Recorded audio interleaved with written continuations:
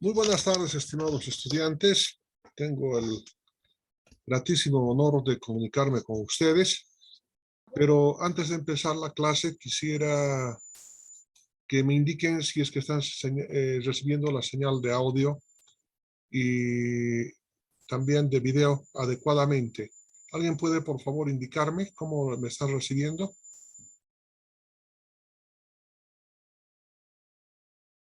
Sí, ¿Aló? todo normal.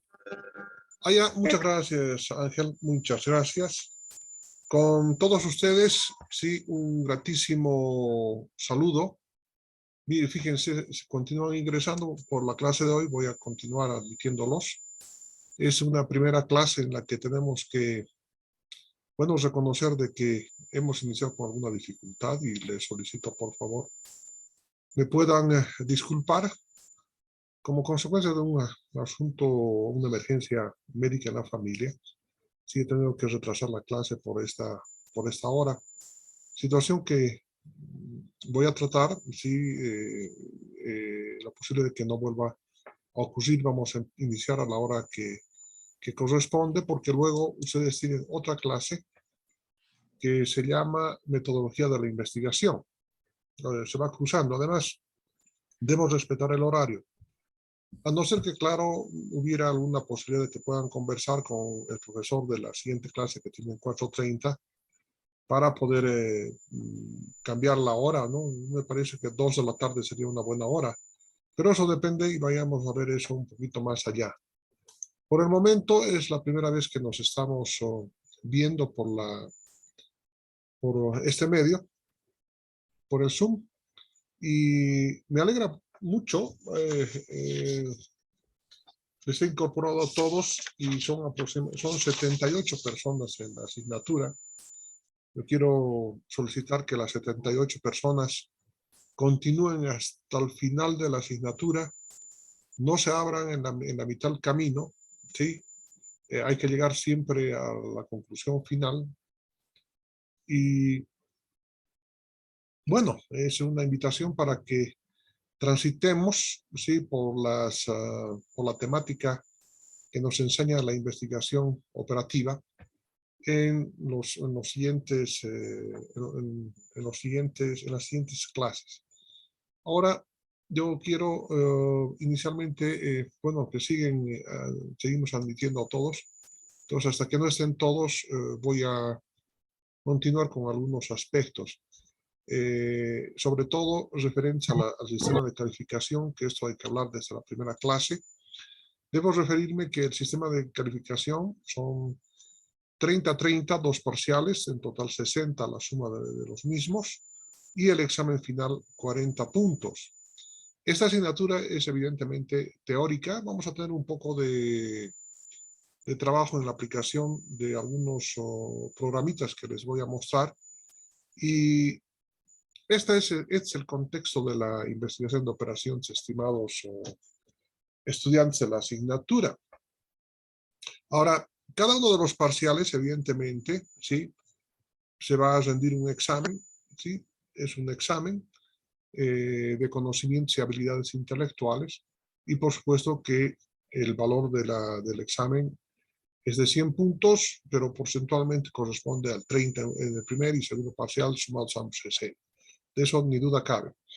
Sin embargo, sí, con el propósito de poder colaborar, sí, sobre todo los esfuerzos que se hacen, he dispuesto de que las tareas que se otorguen, que se den para que puedan resolver, entonces van a tener puntajes que van a variar entre 1, 2 puntos o tal vez 3, dependiendo de la magnitud, pues, de la tarea y de la profundidad. Va a tener su porcentaje correspondiente, que va sumando también a la nota obtenida en el primer parcial. Ahora, si es que hay un estudiante que se sacó 100% en el parcial y aparte tiene tareas, todo, no puede subir ni se pueden guardar notas para el otro parcial. Simplemente una felicitación muy grande, los deseos de parabienes, etcétera, pero no debe pasar de 30 puntos y no se pueden guardar notas porque corresponden de lo que viene a continuación en el segundo parcial, corresponden a otras temáticas. Entonces, ese es el sistema. Luego, el examen final evidentemente son sobre 40 puntos y esto es algo que debo indicarles de principio nomás, ¿sí? De principio. De que para mí es muy importante la participación del estudiante en la clase. Entonces, anoto, ¿sí? Porque les voy a pedir de que evidentemente esta primera clase, como es de encuentro, entonces todavía no se va a compatibilizar, pero a partir de la siguiente clase, todos los estudiantes, ¿sí? Que tengan las casillas completas, porque me llevo la molestia de llevar un registro de asistencia, aunque la asistencia es libre.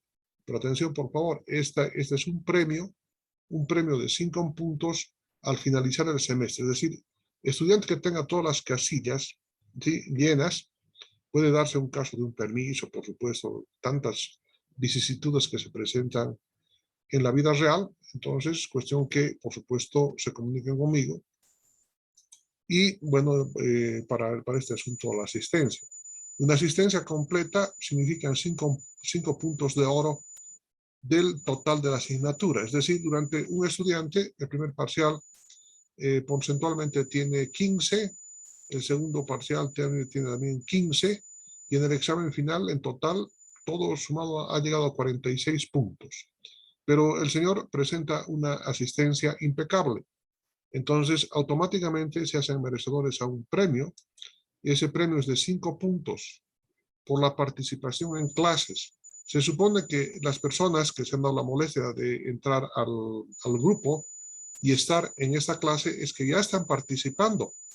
Ahora lo que ocurre es que durante el desarrollo de las clases yo me permito hacerles preguntas, ¿sí? De control a los estudiantes, porque muchas veces, sí, eso también quiero que comprendan, y puede darse el caso también, ¿no? Porque se cansan, etcétera, pero puedo hacer una pregunta entonces a don Juan Carlos Roque, que está por ahí. Yo le pregunto, señor Juan Carlos Roque, ¿qué opina usted sobre esta temática? ¿O qué cree que es el camino a seguir? O una pregunta muy relacionada al contexto de la temática que estamos tratando. Entonces, en función de la respuesta y su participación, por supuesto, al margen de que tenga una asistencia impecable, por supuesto, en función de su grado de participación, entonces voy registrando también 1 punto, 2 puntos, etcétera, en función de su participación, pero para el parcial correspondiente. ¿De acuerdo? Muy bien, entonces esas son algunas de las libertades que me tomo en cuanto al sistema de calificación, porque necesito motivar. En primer lugar, necesito motivarles de su asistencia a clases. Esta asignatura es de matemática aplicada, ¿sí? Y vamos a ver a grandes matemáticos, o nos vamos a estudiar a grandes matemáticos contemporáneos, sobre todo del siglo XX, que han logrado resolver graves problemas que le ha costado muchísimo tiempo a la humanidad en plantearlos y resolverlos, pero que han logrado. Entonces necesitamos estudiarlos estos señores. Por otra parte, debo indicarles también de que eh, esta asignatura tiene mucho que ver con los aspectos, llamaremos comerciales administrativos. Entonces, en primer lugar, un poquito definirnos, ¿no? Antes que, como siguen entrando todavía, miren, han entrado ahora 5 personas. Entonces, un poco para definir esta problemática, ¿sí?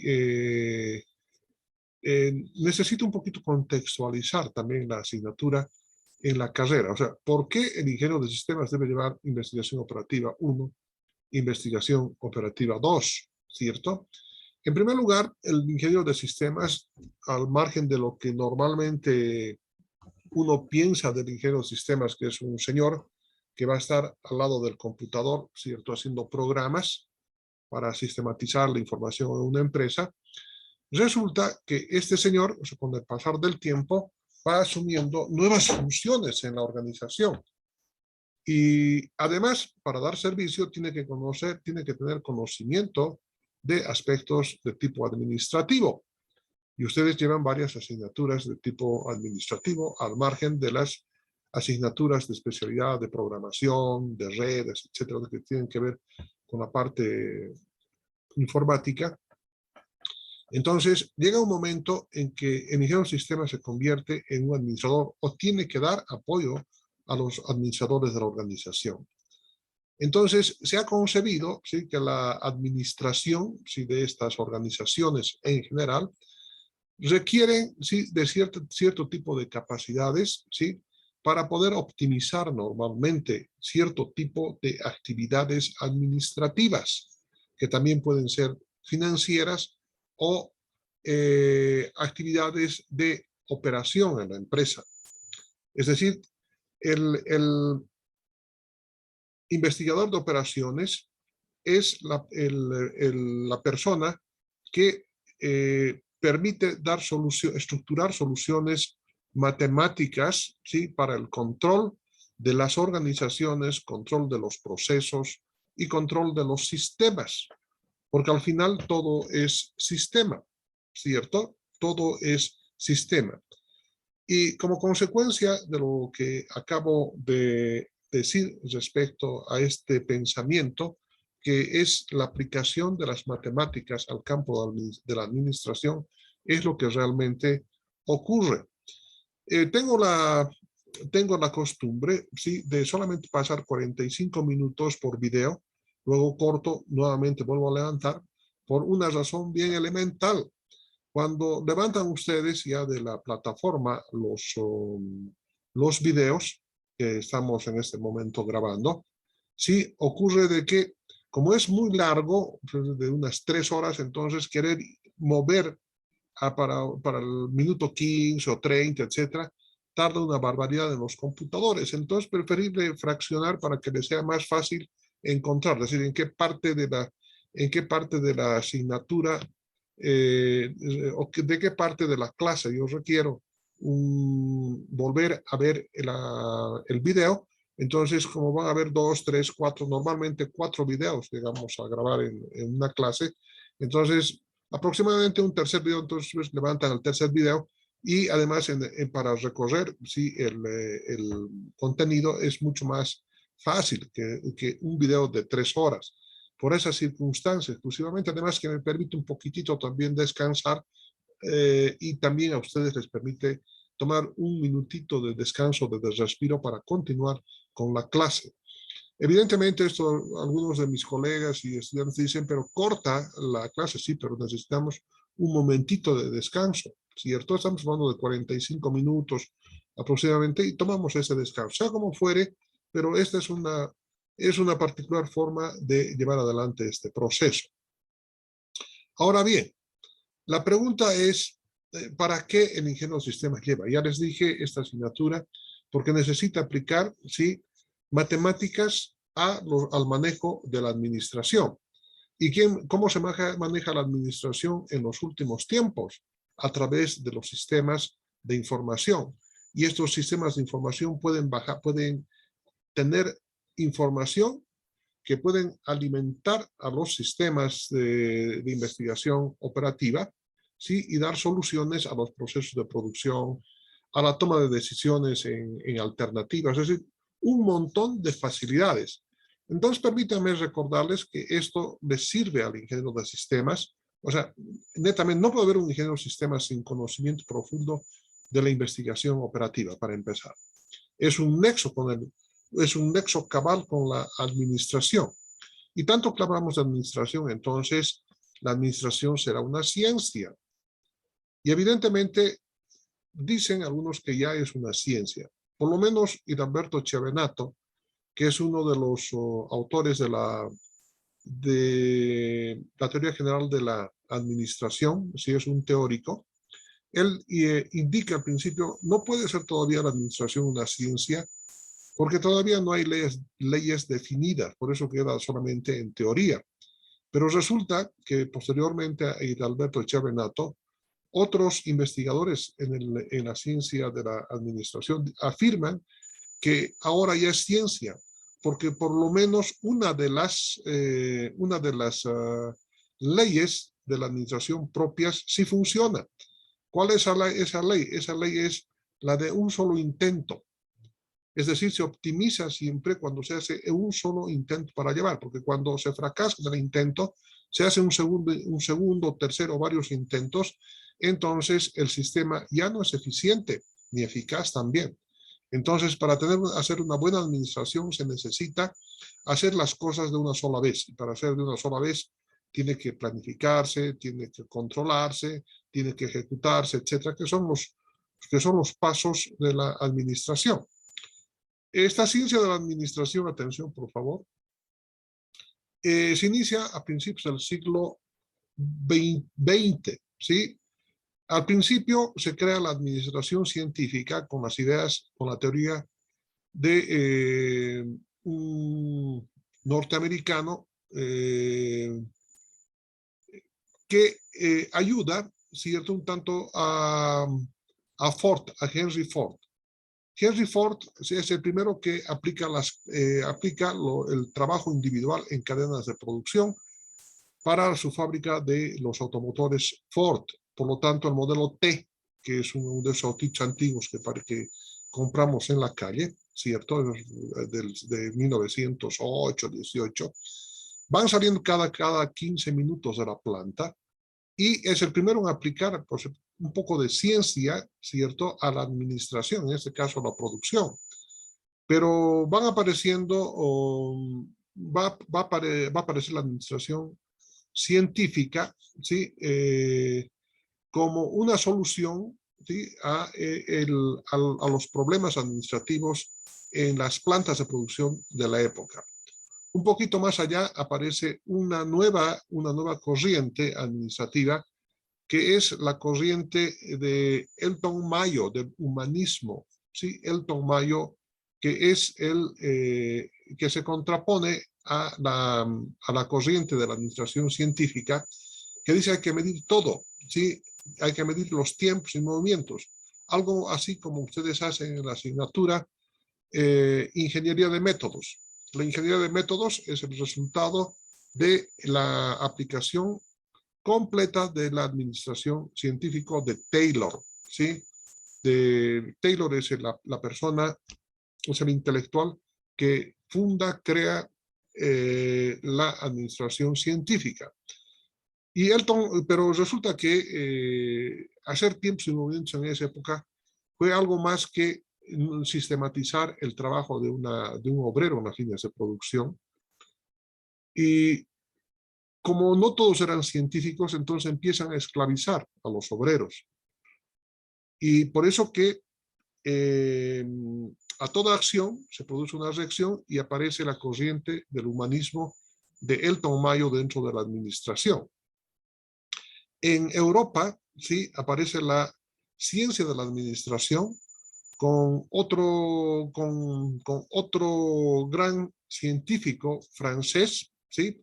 Y en total se van confusionando y van funcionando, van mejorando. Un poquito más allá, más o menos por 1934, aparece la teoría de la burocracia, ¿sí? La teoría de la burocracia. Es decir, que indica que para hacer un buen trabajo administrativo tiene que haber siempre una burocracia en la empresa que se ocupen, ¿sí?, de firmar los cheques, de los recibos. Tiene que haber una burocracia, tiene que haber un sistema burocrático en toda empresa, en todo tipo de organización. Y estamos hablando más o menos de 1938. Y resulta que en 1939 empieza a aparecer nubarrones negros en el planeta y las naciones más poderosas de la Tierra se enfrentan en la Segunda Guerra Mundial. Y en esta guerra, ¿cierto? En esta guerra, los ingleses, sí, porque era la mayor potencia del mundo en su época, la nación más adelantada del planeta, entonces fundan un círculo que organiza Blackett, un posterior premio Nobel de Física en el Reino Unido, y forman los equipos de investigadores de operaciones de guerra. Y la creación de estos grupos multidisciplinarios de investigaciones de guerra dan soluciones muy interesantes a graves problemas que tenía el Reino Unido en esos momentos tan conflictivos de la Segunda Guerra Mundial, tales como la cantidad de submarinos que asediaban la isla, no permitiendo llegar a los convoys de suministros y de comida que venían de sus colonias y de los Estados Unidos y de todo el mundo también, entre ellos nuestros minerales producidos por la Patiño Mines, ¿no? Que se iban a Liverpool, donde eran fundidos para la maquinaria de guerra de la aliada. Y hacen interesantes avances, les comento, en las investigaciones de operaciones de guerra, más o menos allá por a finales de 1942, habían hundido aproximadamente a 2/3 de los submarinos alemanes, los famosos submarinos U, y además logran calcular exactamente, o sea, el promedio a la que deberían dispararse las cargas antiaéreas, y además optimizando el número de unidades enemigas caídas en la batalla.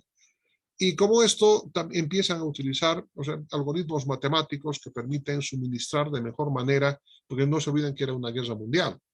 Entonces se peleaba en todo el mundo. Entonces las fábricas no eran infinitas. Había un cierto número de fábricas y había que mandar suministros, y permite además dar soluciones matemáticamente viables a este tipo de problemas de la administración de operaciones. Y un poquito más allá, ¿sí? En el mismo Reino Unido, ¿sí? Aparece otro científico que es Alan Turing, creador del primer computador digital en el Reino Unido, que permite descifrar el código Enigma del ejército nazi alemán de esa época, y que aproximadamente se supone que gracias a este invento del computador, la guerra sí se logró terminar la guerra 3 años de lo que hubiese costado para su conclusión.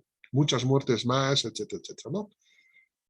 A la conclusión de este conflicto bélico, las personas civiles, los científicos de la civilidad que habían trabajado en estas organizaciones de administración de operaciones de guerra, ¿sí? O de investigación de operaciones de guerra, se quedan sin trabajo. Pero como son personas altamente especializadas ya en este campo, son contratadas por las grandes empresas petroleras, las grandes empresas del acero, del transporte, en todo el orbe, y automáticamente se da inicio a esta disciplina científica que se llama investigación de operaciones. ¿Qué les parece? De ahí viene el nombre de investigación de operaciones. Investigación de operaciones de guerra. Y a partir de la Segunda Guerra Mundial, ¿sí? Se han incorporado numerosas teorías, entre ellas la teoría de juegos, la teoría de decisiones, la teoría de colas, de inventarios, etcétera. Muchas teorías que vamos a estudiarlas durante el primer y segundo curso de investigación operativa. Entonces, esa parte de la historia que les estoy comentando, voy a escribirla recién durante este semestre. Para el presente semestre necesitamos estudiar este tema. Programación lineal. Están viendo ustedes ahí el textito. Este textito ya algunos compañeros que se contactaron conmigo previamente me pidieron el texto. Este textito de la programación lineal, que nos va a durar aproximadamente medio semestre, vale 20 pesitos y ustedes lo pueden conseguir, sí, este texto, que está por supuesto a full color, está hecho a full color, sí, a full color, en la librería El Casero, que se encuentra al lado del cajero del Banco Nacional en la avenida Sucre, frente a la salida de las aulas de la carrera de Ingeniería de Sistemas. Salen ustedes del edificio principal donde normalmente pasan clases, y en la esquina bajando de la mano pasando por supuesto la acera, hay 2 cajeros, ¿verdad? Uno de los cajeros es el Banco Nacional y otro es el Banco de Crédito, si no me equivoco. Entonces, al lado exactamente del cajero del banco de crédito, exactamente. Y ustedes ahí le piden, vale 20 pesitos, 20 bolivianitos, sí, 20 bolivianitos, menos de una cerveza en local, ¿verdad? Menos de una cerveza local. Así que yo les sugiero que se hagan imprimir, les va a servir, les va a guiar bastante esto. Evidentemente yo les voy a ir pasando toda la parte de información que analicemos en clase por este medio y por la plataforma. Me refiero cuando digo medio por el grupo y por la plataforma Moodle de la carrera, pero en el infortunio de las cosas, sí, en el infortunio de las cosas, no puedo pasarles todo, ¿no veo? Yo no puedo hacer una rememoración, sino tendría que poner lo que tendría esto y hablarles así, uno por uno. O sea, yo tengo una forma independiente, entonces ese texto es un texto guía, ¿no? Bien, hablar sobre esa temática de investigación de operaciones es muy interesante, muy bonita. Y por otra parte, decirles también de que esta temática de investigación operativa ha logrado resolver grandes enigmas y problemas que se han presentado en la ciencia de la administración. Bueno, pero esa ciencia de administración, de la que les estaba comentando, no queda solamente con la aplicación de la investigación de operaciones. Normalmente se llama la aplicación administración por matemáticas, se llama, ¿no? Así lo han denominado, administración por matemáticas, ¿sí?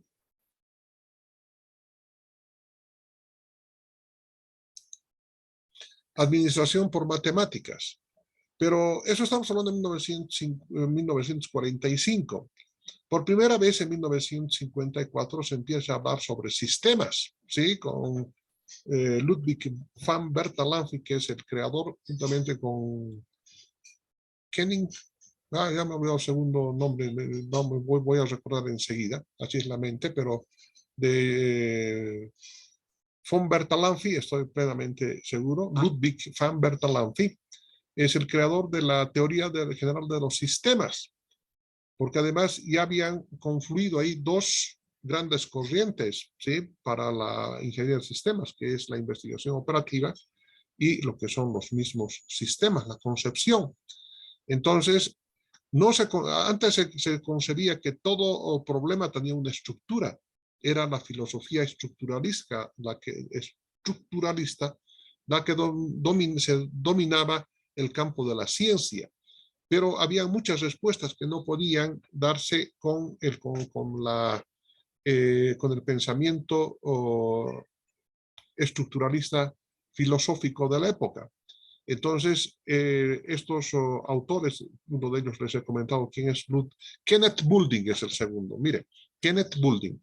Entonces, Kenneth Boulding y Ludwig van Bertalanffy, que son los creadores de la teoría general de los sistemas, o sea, lanzan al mundo académico y en general estas nuevas conceptualizaciones que se hacen de los fenómenos que están pasando en el mundo, en el campo tecnológico, en el campo biológico, en todos los campos de la cultura humana. Entonces, se toman estos conceptos de los sistemas al campo de la administración y se denomina administración por sistemas, que por supuesto siguen en boga. Más o menos allá por 1950 también al finalizar, entonces se crea la administración por objetivos. Y así van surgiendo. Hay administración por excelencia y que está en este momento en plena boga. Y por supuesto que en función de los avances científicos, tecnológicos y en todos los campos, seguramente van a aparecer otras corrientes dentro de la ciencia de la administración. Entonces nosotros, sí, vamos a estudiar en este curso estas dos corrientes, la corriente de la aplicación de matemáticas a la administración y la corriente de los sistemas. O sea, nos vamos a nutrir de estas dos corrientes en el campo administrativo. Ya les he comentado un poco de la historia y permanentemente les voy a ir contando de a poquito porque realmente es una cosa muy interesante, muy bonita. Bueno, acá llegamos a un punto en el que debo preguntarle, va a acabar seguramente unos minutos más y luego vamos a entrar a otro video. ya sabemos ahora entonces de que para el ingeniero de sistemas es importante conocer estos mecanismos de aplicación de técnicas matemáticas, ¿sí? Para resolver problemas de la administración. Pero estas técnicas matemáticas sirven para elaborar, fíjense, en una empresa existen diferentes tipos de sistemas de que estamos hablando, ¿no? Sistema administrativo, sistema contable y financiero, sistema de control de personal, sistema de esto, de otro, que van acompañando las funciones propias de una organización. ¿Me dejo entender? Muy bien. Pero dentro de estos procesos, llamaremos así, de manejo de la información, sí, normalmente se los hace por base de datos. Es decir, para la contabilidad tiene que tener una base de datos, entonces todo el sistema financiero contable tiene una o más bases de datos que van relacionando y de las que se van obteniendo los informes financieros, ¿no? Los estados financieros que ustedes también han estudiado en el tercer curso, si no me equivoco, sistemas contables. Todas estas funciones de una organización pueden manejarse a través de una intrincada red, ¿sí? De gestión de base de datos. Y se pueden mejorar, por supuesto, pero estos se pueden llamar sistemas de información administrativa en forma general, así se denominan, sistemas de información administrativa.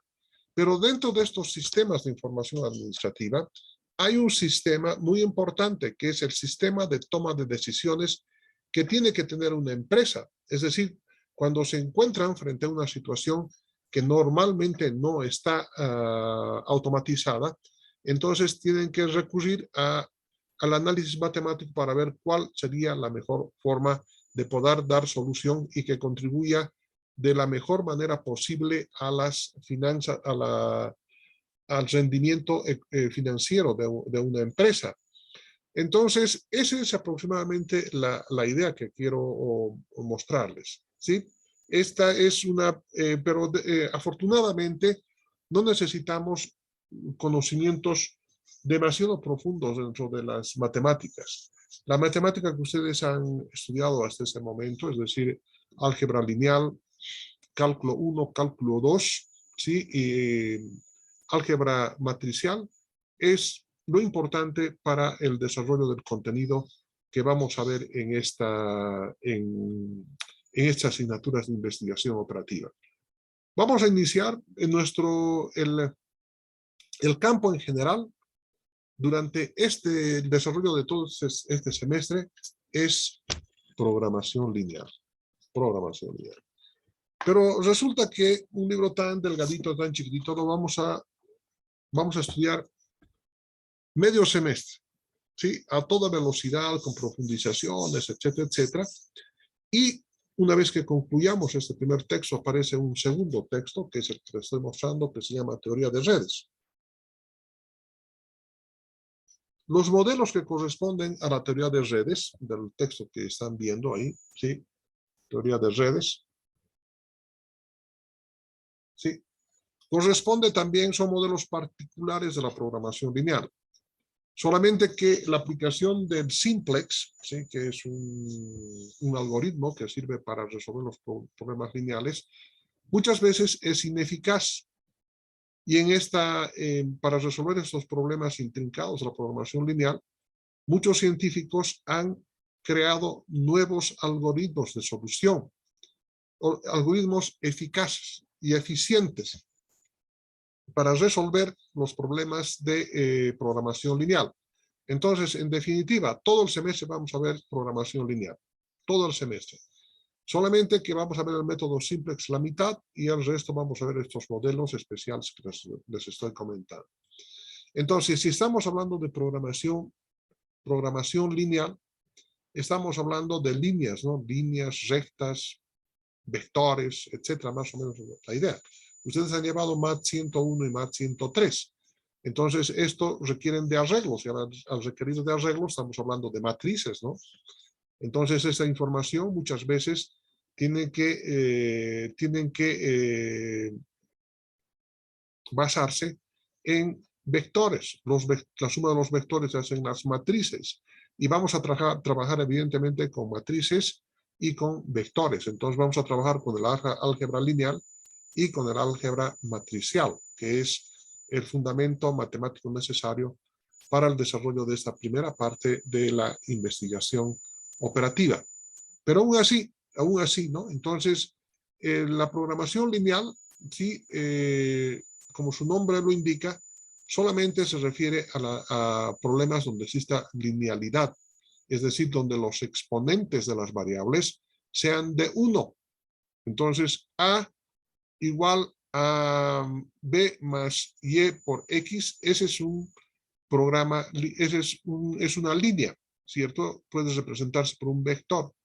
¿Por qué? Y además son lineales porque los exponentes de las variables están elevados a la 1 que no se colocan. Pero también entonces tiene que haber programación no lineal. Si vamos a estudiar programación lineal, tiene que haber programación no lineal, evidentemente. Pero ustedes programación lineal, no lineal ya lo han estudiado, ¿sí? En el campo de la aplicación de las integrales y del cálculo integral y del cálculo diferencial.